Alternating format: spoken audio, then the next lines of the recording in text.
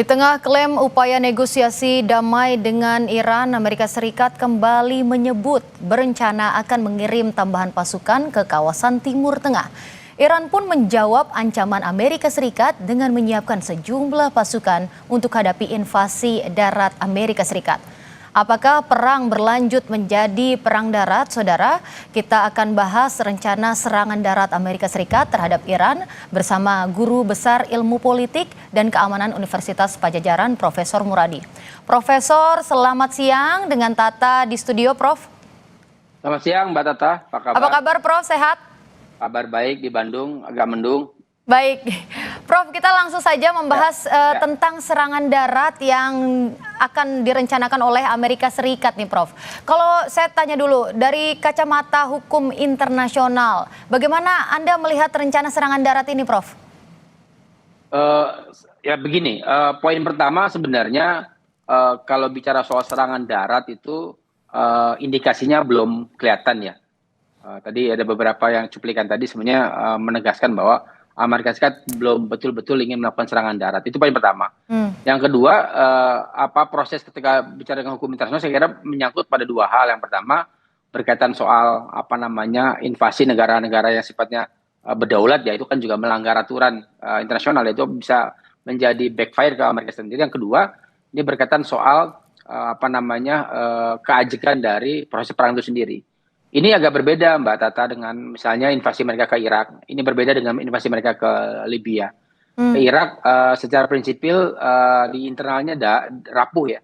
Hari ini saya kira makin kuat, apalagi misalnya penundaan pemakaman Ali Khomeini juga menjadi salah satu indikasi bahwa itu menjadi titik semangat untuk bisa membangun dan mengundang katakanlah tentara di luar tentara Israel dan Amerika Serikat untuk masuk ke Iran. Asumsinya dengan dua hal. Pertama misalnya menyangkut soal kesiapan mereka yang 1 juta tentara. Yang kedua juga adalah milisi mereka juga menyiapkan diri. Artinya memang upaya untuk melakukan mosaik defense ya, yang selama ini kemudian menjadi hal yang kemudian dijadikan titik perang mereka, maka kemudian menjadi salah satu kekuatan. Artinya memang buat saya prinsip utama kalau saya menangkapnya adalah ketika bicara soal perang darat, saya kira ini masih terlalu dini. Karena tadi misalnya indikasi pertama berkaitan soal deploy pasukan, saya mencatat nggak sampai 75.000 ya total pasukan yang Amerika Serikat yang ada di Timur Tengah. Itu yang tersebar bukan cuma di titik yang kemudian mereka akan kirim, tapi juga beberapa titik yang kemudian menjadi pangkalan-pangkalan base mereka. Yang kedua ini akan menjadi Afghanistan kedua kalau kemudian memang Amerika Serikat melakukan upaya serangan darat, karena dia dilingkupi oleh negara-negara yang berbeda ya. Ini akan saya kira menjadi salah satu perang yang sangat mahal buat Amerika Serikat, dan sampai hari ini misalnya ada hampir 8 juta pemrotes menolak perang dilanjutkan di Amerika Serikat. Nah yang tiga saya kira juga poin penting buat kita pahami adalah ini masih menunggu sebenarnya apakah proses negosiasi berjalan langsung. Kalau saya melihat bahwa ini akan tetap dalam posisi misalnya saya nyebutnya istilahnya adalah perang kelelahan ya. Jadi perang yang kemudian akan terus menerus, yang kemudian dia tidak dalam posisi perang darat ya, tapi perang misalnya Amerika Serikat Israel menyerang dengan rudal, dengan intelijen target dan sebagainya. Iran melakukan dengan hal yang sama dengan biaya yang lebih murah dengan melakukan Iron Dome dan sebagainya. Jadi saya kira untuk 2 bulan ke 3 bulan ke depan ini tidak akan jauh berbeda dengan kondisi hari ini, begitu Mbak Tata. Oke, Prof, tadi ada highlight 3 hal penting, terlalu dini, mungkin ini bisa juga jadi Afghanistan kedua dan juga masih proses negosiasi, begitu ya Prof ya yang saya catat. Tapi yang juga menarik begini Prof, kalau memang misalnya benar-benar Amerika Serikat mau melancarkan serangan darat, ini kira-kira mau mulai dari mana Prof? Apakah Amerika Serikat ini cukup menguasai lanskap Iran kah, atau cukup mengerti geografis Iran sehingga mereka bisa memetakan gitu kalau misalnya mau memasukkan pasukan itu lewat mana? Ya kemarin kan ada tiga hal tuh. Pertama mereka memodifikasi atau memprovokasi negara-negara di sekeliling Iran, termasuk misalnya beberapa negara yang berbatasan langsung ya, misalnya di bekas Uni Soviet. Tapi kan responnya nggak terlalu baik ya. Yang kedua ada beberapa yang kemudian eh, upaya untuk mengajak multinasional, ya NATO, kemudian negara Eropa, Jepang, Korea juga menolak. Nah itu yang ketiga saya kira juga penting, jangan lupa bahwa di Timur Tengah itu hampir semua negara Timur Tengah itu melakukan deeskalasi. Apa itu deeskalasi? Langkah untuk kemudian tidak merespon. Dan Iran selalu mengatakan bahwa yang mereka target itu bukan negara mereka, tapi military base US, military basis military Amerika Serikat yang ada di negara tersebut. Yang kemarin misalnya di Kuwait, kemudian memang pada akhirnya kan dalam posisi tertentu agak tidak sesuai target itu karena memang dinamikanya tinggi ya, akurasi dan sebagainya. Jadi buat saya dengan tiga hal itu saya kira kita akan mengatakan bahwa mereka akan berpikir dua kali untuk melakukan upaya serangan darat. Yang penting sebenarnya, Mbak, ini penting adalah serangan darat itu tahapannya kalau mereka benar dua negara itu melakukan serangan darat ya, itu minimal saya mengeskalasikan begini. Katakanlah misalnya Israel itu punya hampir 400.000 pasukan organik dan non organik ya. Artinya ada komcat mereka atau reserve mereka. Amerika Serikat hampir 1.100.000 personil plus dengan komponen cadangan dengan reserve mereka. Nah kalau itu digabung saja, maka membandingkan mereka melakukan serangan ke Irak waktu itu ya dengan 350.000 itu plus tentara nasional, tentara multinasional dengan berbagai negara itu terlibat 350.000 orang. Artinya kalau itu betul dilakukan maka cost-nya jauh lebih mahal dibanding 1 billion yang diestimasikan mereka. Jadi katakanlah kalau misalnya membiayai mengacu pada perang Irak kemarin, invasi mereka ke Irak kemarin di 2003 ya, maka saya kira kebutuhannya mungkin lebih dari 4 sampai 5 miliar dolar per hari kalau itu dilakukan. Ya itu bukan jumlah yang mudah dan yang menarik sebenarnya selain penolakan dari dari internal masyarakat umum ya tadi 8 juta turun ke jalan, juga Kongres menolak untuk menge-approve pembiayaan militer ke Iran. Artinya apa? Ada konteks hari ini itu menjadi anti klimaks bahwa saya sih selalu berharap bahwa ini akan ada deeskalasi, kemudian juga akan misalnya perang kebuntuan ya. Jadi ya udah aksi reaksi saja. Sampai pada akhirnya kemudian mereka didesak oleh dua hal. Pertama internal masing-masing negara untuk berhenti Israel dan juga Amerika Serikat. Yang kedua adalah desakan internasional. Hari ini Mbak Tata saya kira kita masih sedikit aman ya. Tapi coba lihat kita ke Filipina. Kita lihat misalnya ke Vietnam ya. Yang kemudian tidak punya hubungan baik dengan Iran gitu. Itu berat sekali. Artinya buat kita sekarang kita masih bisa lah beli BBM gitu. Yeah. Di tempat saya di Australia mereka bilang sudah nggak ada banyak BBM karena mereka berada dalam blok Amerika Serikat yang memang pada akhirnya menjadi titik puncak publik internasional untuk kemudian meminta ketiga negara untuk kemudian berhenti artinya memang melakukan negosiasi dan ada konsesi. Nah konsesi itu yang saya tunggu misalnya ada 3 konsesi itu Mbak. Yang pertama adalah berkaitan soal embargo itu akan dicabut. Yang kedua soal nuklir Iran ya. Nah yang ketiga yang menarik sebenarnya mungkin juga menyangkut Indonesia adalah soal kemerdekaan Palestina. Ini saya kira akan dikaitkan juga berkaitan dengan itu karena Indonesia ada di BOP, kemudian juga 2 negara yang kemudian melakukan serangan ke Iran itu adalah satu ketua, satu kemudian anggota BOP dan seterusnya. Jadi 3 ini saya kira kalaupun kemudian nanti turun duduk bareng akan menjadi titik isu utama untuk menghentikan peperangan di antara 3 negara tersebut begitu Mbak Tata. Oke, balik lagi Prof. Tadi juga saya mengingat Prof bilang kalau misalnya serangan darat itu terlalu dini ya Prof ya, menurut Prof. Nah, berarti bisa kita bilang juga apakah ini bagian dari hambatan Amerika Serikat dalam kalau misalnya memang benar-benar mau melancarkan rencana serangan darat ini Prof. Seperti tadi ada cost dan juga ada penolakan dari internal dan juga internasional. Kira-kira apa saja yang bisa menjadi hambatan sehingga membuat Amerika Serikat sepertinya harus pikir ulang nih kalau misalnya benar-benar mau menggencarkannya, Prof. Ya, yang pertama kalau Mbak Tata dan teman-teman bisa mengikuti sejak 3 minggu terakhir ya, itu kan ada permintaan dari Trump untuk negara-negara Eropa terutama anggota NATO untuk masuk dalam menjadi bagian tentara multinasional. Dan itu ditolak. Itu poin pertama itu. Yang kedua ada eskalasi yang kemudian dilakukan dengan misalnya membungkus seolah-olah serangan-serangan tertentu yang ada di negara-negara Eropa Timur Tengah. Bukan ada beberapa tiba-tiba ternyata rudalnya Tomahawk, bukan rudalnya buatan Iran begitu. Dan setelah dicek ternyata itu adalah permainan intelijen kedua negara tersebut. Artinya ada deeskalasi. Mau ada eskalasi tapi jadi deeskalasi karena negara-negara Timur Tengah menahan diri. Yang ketiga yang saya kira juga penting adalah mereka mendapatkan tekanan juga nggak cuma dari dalam negeri tapi di luar negeri. Apa tekanan misalnya kemudian distribusi minyak dunia. Ini saya kira yang marah bukan cuma 1-2 negara, hampir seluruh negara. Bahkan kemudian negara-negara yang kemudian punya cadangan minyak sekalipun juga berpikir 2 kali untuk kemudian mempertimbangkan agar perang ini berhenti. Karena jangan lupa Iran itu menggunakan economical warfare ya, peperangan ekonomi yang akan menutup Selat Hormuz. Buat saya itu menjadi salah satu poin penting kenapa Iran ada di atas angin. Walaupun kalau dalam bicara soal peperangan strategi militer mereka di antara 3 negara tersebut, Iran mungkin dianggap paling lemah karena menggunakan pendekatan asimetris dan seterusnya begitu, Mbak Tata. Ya, tentu Iran memegang peranan penting dalam bidang ekonomi saat ini, terutama karena memegang Selat Hormuz. Dan kalau misalnya masih terjadi negosiasi, tapi nanti serangan darat juga akan berlangsung, nanti seperti apa kita bahas usai jeda, tetap di Breaking News Kompas TV.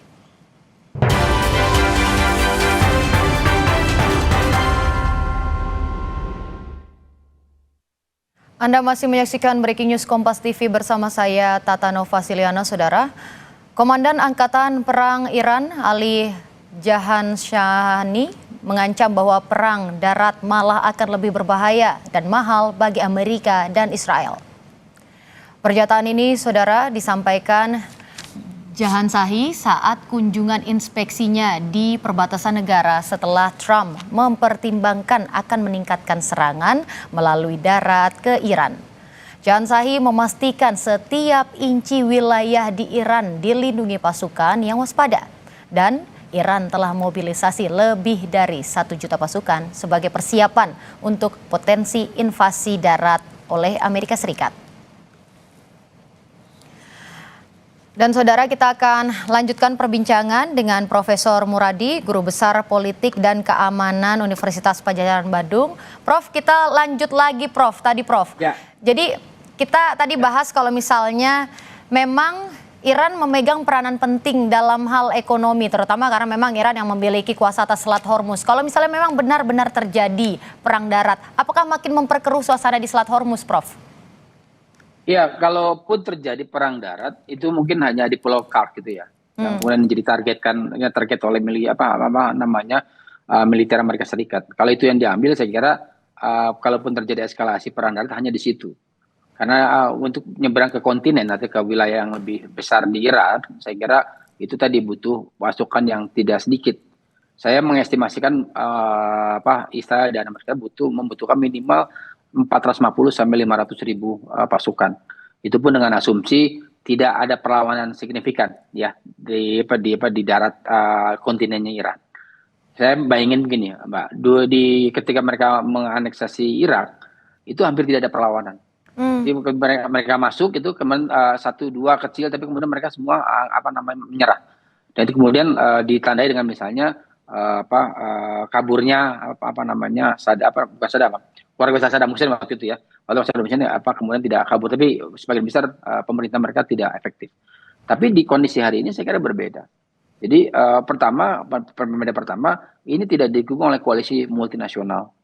Kalau tidak didukung koalisi multinasional, maka saya nyebutnya cost untuk perangnya itu ditanggung oleh 2 negara, Israel dan Amerika Serikat. Itu kalau katakan saya bilang misalnya kalau hari ini saja misalnya hanya setiap hari 1 billion US dollar atau 1 miliar US dollar, maka kalau kemudian ada pasukan serangan tersebut maka minimal 4 sampai 5 miliar dolar per hari untuk operasi dengan menambahkan 450 ribu tentara yang melakukan itu. Nah, yang kedua, ini bicara soal doktrin ya. Okay. Sampai hari ini kalau Mbak Tata lihat doktrinnya mereka memang bukan doktrin peperangan yang sifatnya kemudian penyerangan dalam bentuk yang sifatnya adalah invasi darat ya. Sampai hari ini mereka akan menekankan pada high tech, mereka menekan soal kemudian perang cepat, kemudian juga presisi intelijen. Jadi makanya kalau kita lihat berkali-kali misalnya mereka bisa membunuh misalnya Ali Khamenei, Membunuh itu karena presisi intelijen mereka luar biasa. Jadi itu mereka berharap ketika pemimpin tertinggi meninggal atau tewas, maka terjadi demoralisasi. Tapi itu nggak terjadi. Hmm. Berbeda misalnya kemudian kasus di Venezuela mereka ngambil itu, di Venezuelanya memang secara prinsipil tidak terjadi eskalasi yang luar biasa. Artinya apa? Artinya presiden dianggap sebagai bagian yang kemudian problem itu sendiri. Makanya kemudian tidak ada perlawanan besar misalnya. Nah, apakah nanti yang pasukan marinir itu melakukan itu sama dengan ketika mereka melakukan operasi Osama bin Laden di 2011 ya, 2011, maka kemudian itu yang kemudian kita lihat karena 2011 itu polanya mirip dengan yang 1 minggu ini terakhir ya. Ada deploy pasukan marinir untuk bisa kemudian melakukan operasi senyap untuk menangkap atau menewaskan Osama bin Laden waktu itu ya. Nah, jadi pasukan yang sekarang itu sama sekali bukan pasukan yang kemudian disiapkan untuk operasi darat. Karena operasi darat sekali lagi kalau estimasi saya tadi 450.000 sampai 500.000 pasukan personil yang kemudian harus masuk bersama dalam konteks untuk menguasai wilayah yang ada di Iran. Kecuali modelnya model kayak Ukraina dengan Rusia. Nah, ini agak berbeda. Ukraina dan Rusia itu kan sebagian wilayahnya adalah wilayah Rusia, wilayah dengan berbahasa Rusia. Jadi yang kemudian dibangun adalah membangun sentimen itu yang dilakukan.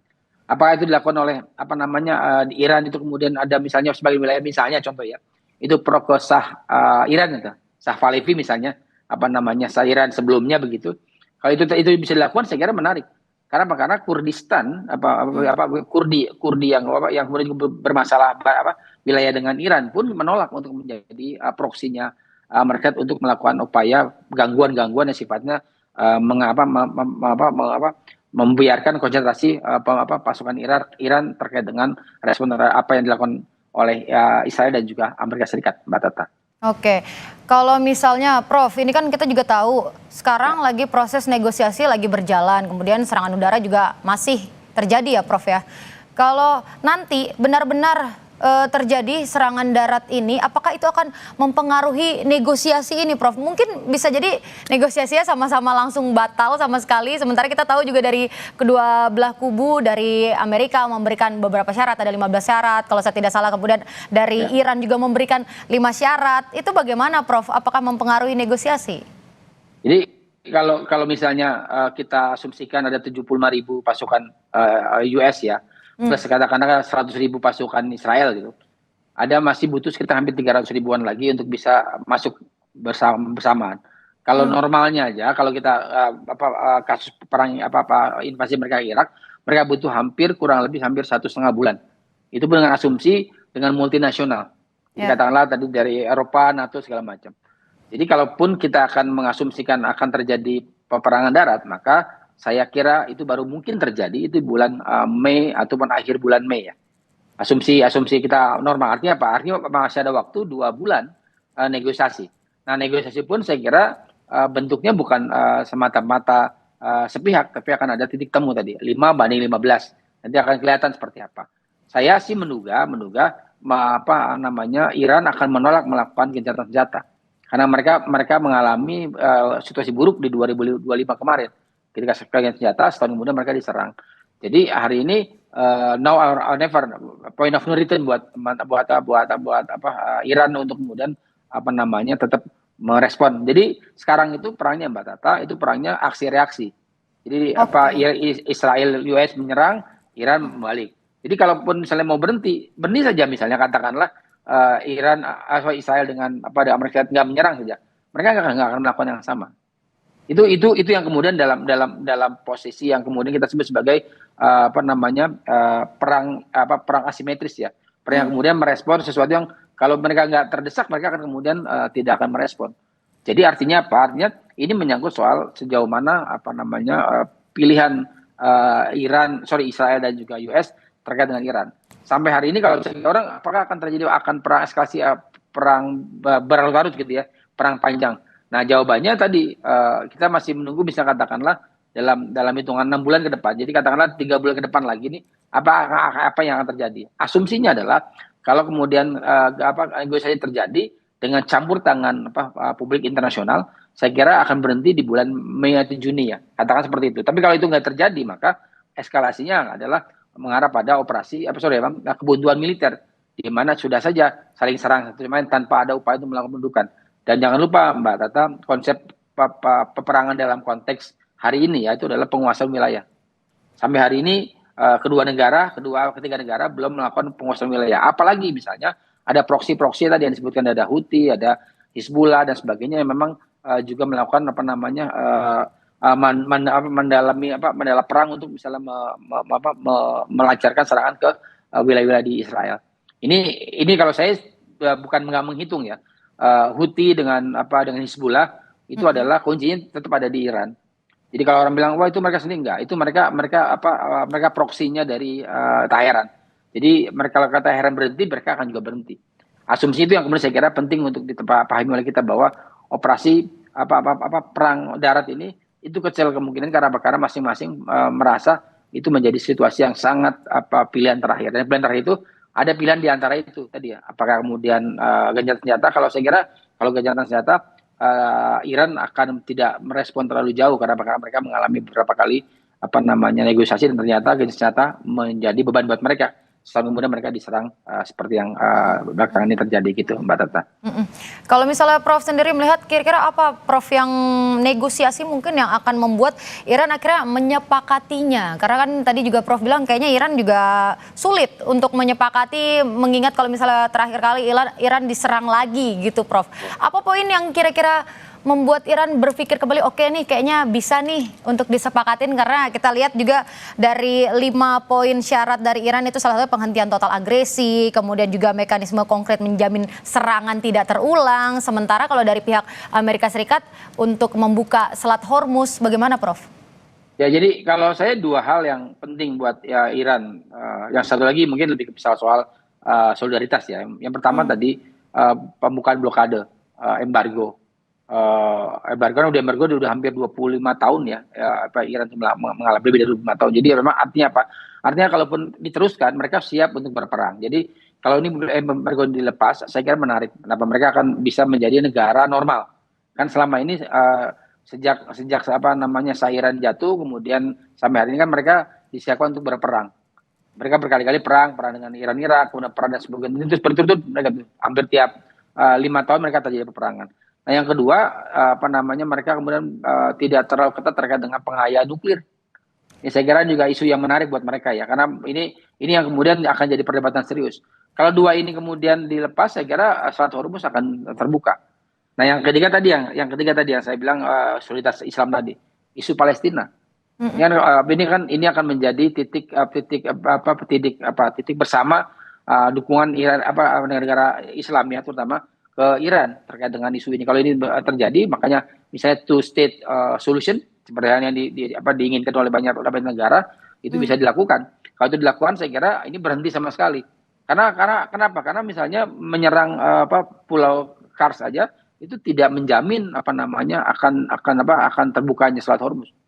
Karena akan terjadi peperangan hanya di level itu aja, di pulau-pulau tersebut. Ini kalau Mbak Tata pernah misalnya lihat, ini ingat gak dulu misalnya ada perang Malvinas dulu di antara Argentina dengan Inggris. Itu yang ramai di Pulau Malvinasnya aja gitu. Tapi nggak sampai kemudian pada aneksasi masuk wilayah ke Argentina. Kenapa? Karena poin pentingnya adalah titik temunya mereka di situ. Nah, sebelum ke sana saya kira masih ada waktu 1,5 sampai 2 bulan untuk kemudian melakukan negosiasi. Atau memang pada akhirnya akan ada perang besar. Nah, saya sih berharap tidak terjadi. Kenapa? Karena kelihatannya infrastruktur infrastruktur dan kebijakan itu tidak berpihak ke Trump. Artinya itu yang kemudian menjadi berbeda ketika waktu zaman Bush ya. Bush kan kemudian dengan isu, dengan sentimen dan sebagainya dia mampu mengolah kebijakannya, sentimen negara juga bagus, kemudian multinasional mendukung. Nah, hari ini saya kira Trump tidak punya minimal 2 tadi. Infrastruktur, dukungan publik, dukungan dari internal, dukungan dari negara sekutu, dukungan dari aliansi tidak terjadi. Bahkan kemudian yang parah adalah kemudian tidak didukung juga oleh publik secara masif. Sesuatu yang kemudian saya kira menjadi bumerang buat Trump ketika itu dilakukan dan dipaksakan. Artinya pilihannya adalah duduk di meja perundingan dan menegosiasikan tersebut. Saya kira masih ada waktu sekarang, Mbak Tata. Jadi seberapa mungkin Prof ini dibawa ke meja perundingan, Prof? Saya sih masih sekitar antara 5-6 ya kalau skala 10 ya. Jadi masih dalam posisi itu karena begini, jangan salah Mbak Tata, apa namanya, kalau kemudian ini sampai 3 bulan ke depan, yang kalah bukan cuma Iran, ya, Ya. yang kalah bukan cuma Israel, tapi yang kalah kita semua. Kenapa? Karena itu akan menjadi beban ekonomi baru. Bisa jadi misalnya ada analis mengatakan bahwa ini adalah titik krisis ekonomi dunia misalnya kalau itu dilakukan. Dengan asumsi itu saya kira tekanan publik internasional terkait dengan peperangan untuk segera diselesaikan dalam bentuk meja perundingan menjadi isu yang utama. Dan saya kira Indonesia kalau kita masih concern di wilayah itu bisa ngambil inisiatif melakukan apa namanya menjadi penengah terkait dengan itu. Karena apa? Karena setidaknya misalnya gini, kita masih punya muka lah ya, masih punya apa namanya historis untuk bisa menjadi negara dalam posisi yang sebagai mediator tadi, begitu Mbak Tata. Ya, oke, Prof, dan juga nanti kita akan bahas lagi, tapi tahan dulu selesai jeda terkait bagaimana sesiap apa Iran ini untuk menghadapi pasukan darat Israel. Tetap di Breaking News Kompas TV.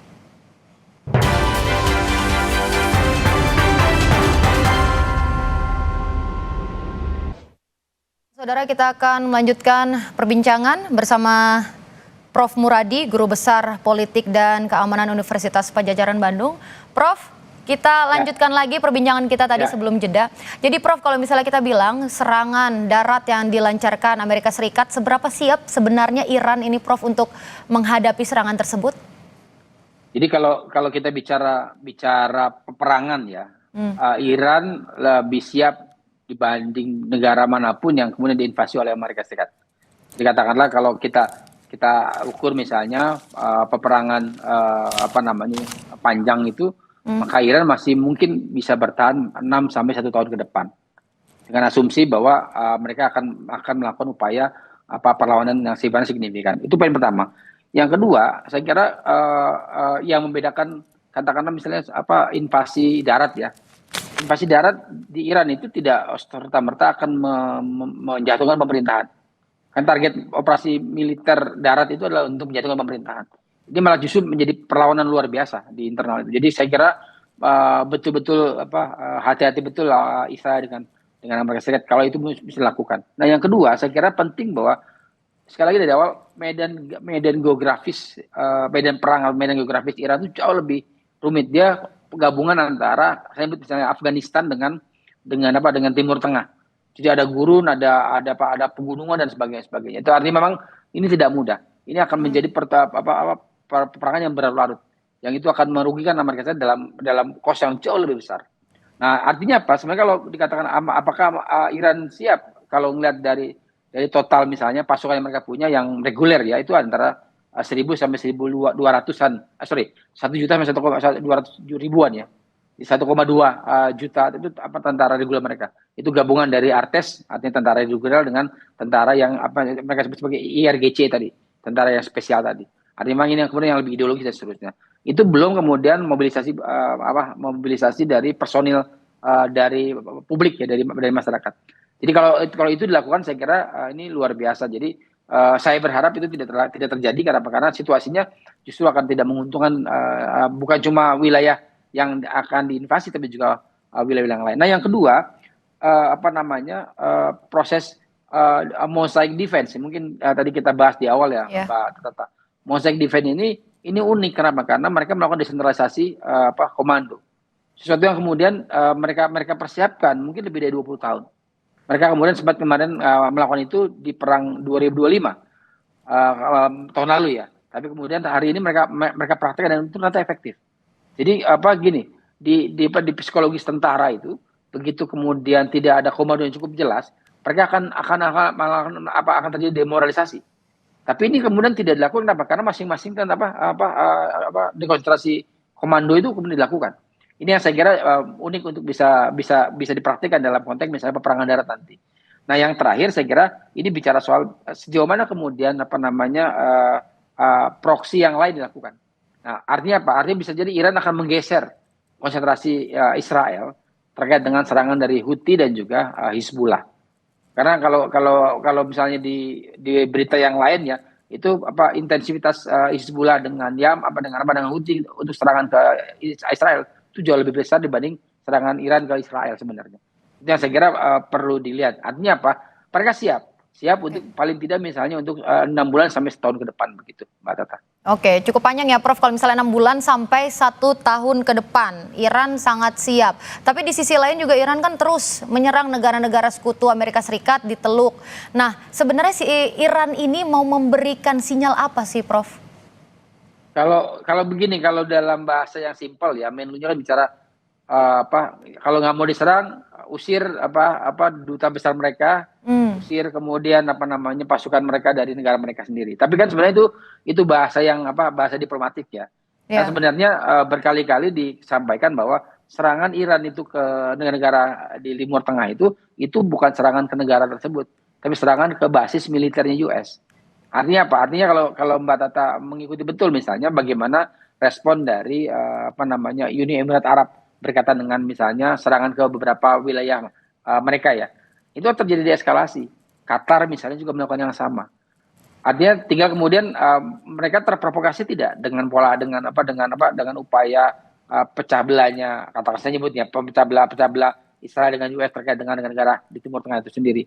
Mereka akan bergantung pada dua hal. Pertama, kalau kemudian mereka melakukan upaya eskalasi ya, dengan melakukan upaya mendorong peperangan terbuka dengan Iran, maka resiko mereka adalah mereka akan tertutup akses untuk kemudian menjual mengirimkan minyak BBM dan seterusnya, sebagaimana menjadi bagian penting buat mereka. Nah ya. yang kedua, kalau itu dilakukan dengan dalam eskalasi, maka peluang untuk kemudian terjadinya perang darat yang terbuka, yang panjang yang disampaikan di awal tadi Mbak Tata itu memungkinkan, karena akan ada dukungan tadi.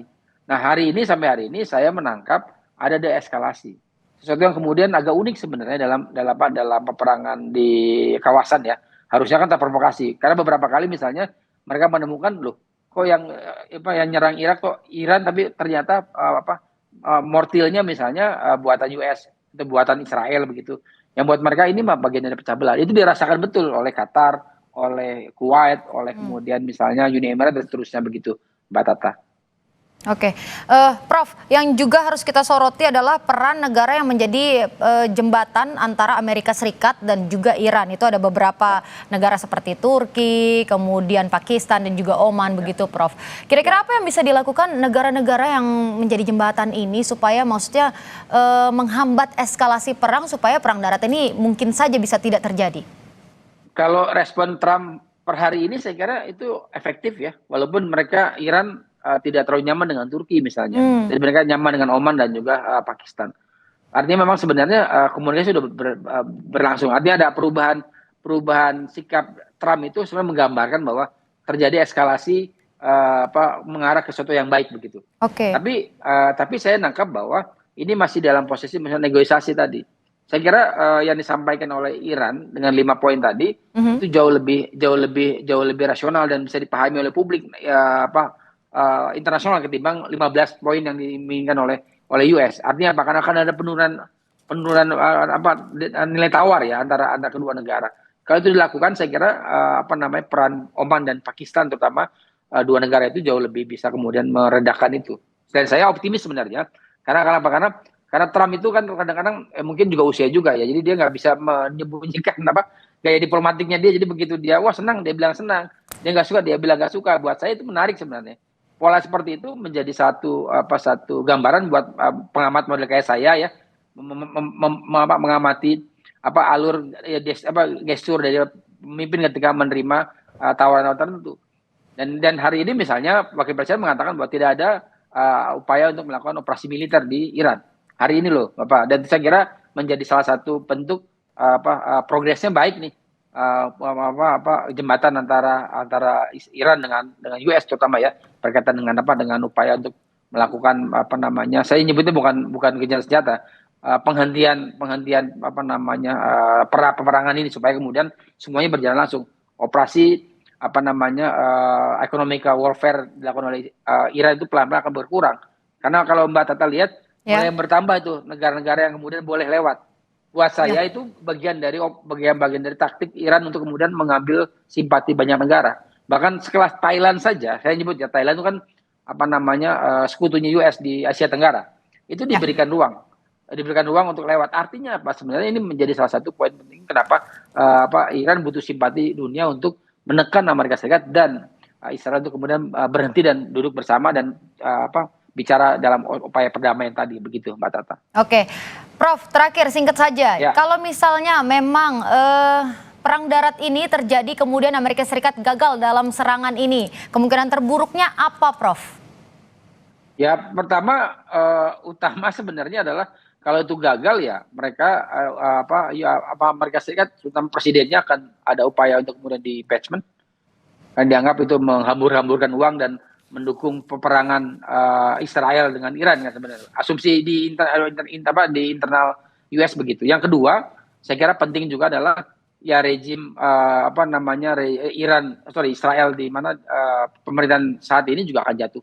Artinya apa? Artinya akan mungkin warga di Israel maupun di Amerika akan membutuhkan pemimpin yang jauh lebih soft. Nah, saya kira ini peluang buat Indonesia sekali lagi untuk bisa mendorong agenda-agenda terkait dengan kemerdekaan Palestina. Karena dengan begitu dua isu itu menjadi satu yang tidak terpisahkan buat Indonesia ya. Satu soal ekonomi tadi, soal BBM, yang kedua adalah bagaimana kemudian kita tetap concern terkait dengan dukungan kita terkait dengan kemerdekaan Palestina. Paling tidak misalnya state solution menjadi utama buat kita dan diterima oleh Israel yang sampai hari ini itu ditolak oleh Perdana Menterinya, begitu Mbak Tata. Oke, baik. Terima kasih Prof. Muradi, Guru Besar Politik dan Keamanan Universitas Padjadjaran Bandung. Terima kasih atas ulasannya, Prof. Salam sehat selalu. Sama-sama, makasih. Hatur nuhun. Terima kasih Mbak. Hatur nuhun. Terima kasih, Prof.